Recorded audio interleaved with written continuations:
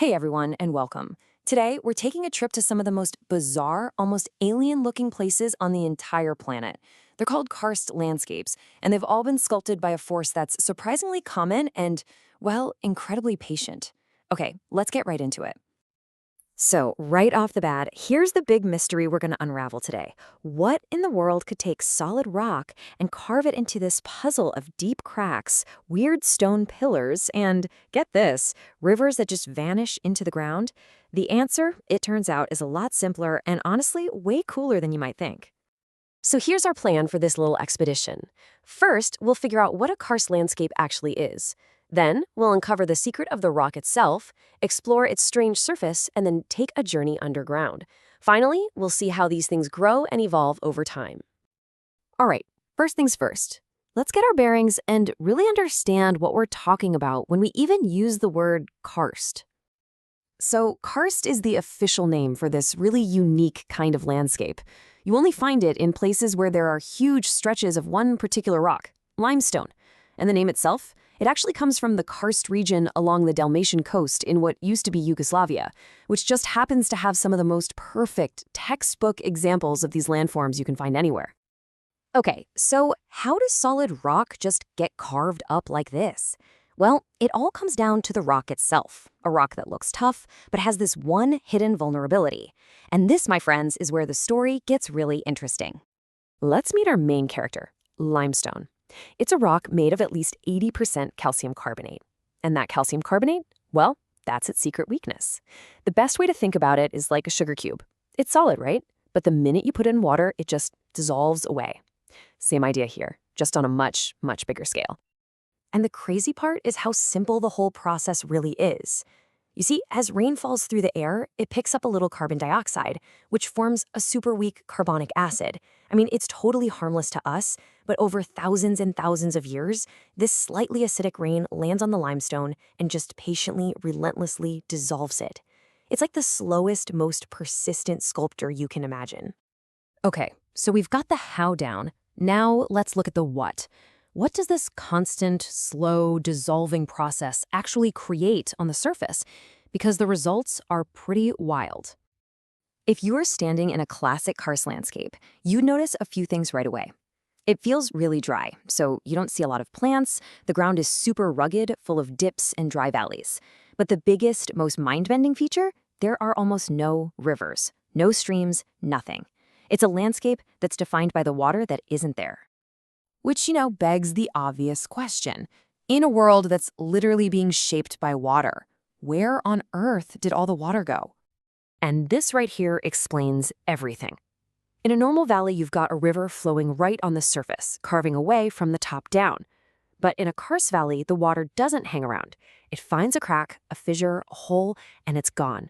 It dives underground and starts carving the world from the inside out. One of the most iconic things you'll see is called limestone pavement. It seriously looks like a giant, naturally tiled floor. Those deep cracks that the rainwater has been widening for centuries, those are called grikes. And the flat, rectangular blocks of stone left over in between, we call those clints. So you've got clints and grikes making up this incredible stone pavement. All right, the water has vanished from the surface. So let's do what any good explorer would do. Let's follow it. It's time to journey down into the hidden world that it creates. These gateways to the underworld are called swallow holes, or as you probably know them, sinkholes. They're basically these funnel-shaped drains that form wherever the water has found a weak spot in the rock and has just dissolved its way straight down. This is the entrance to a whole other world. And get this. There's even a special, dramatic name for when an entire river just disappears into one of these holes.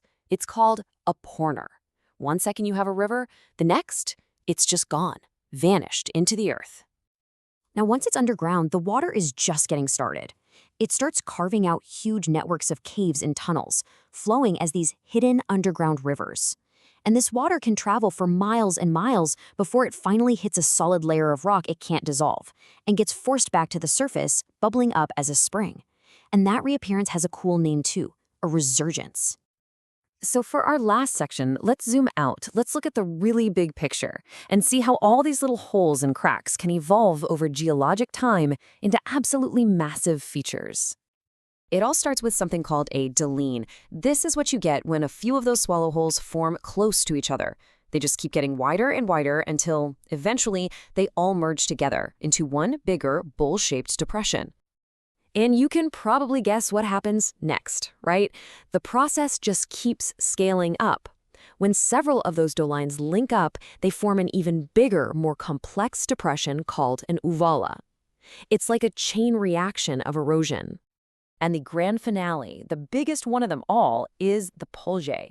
I mean, these can be gigantic, flat-floored valleys stretching for miles.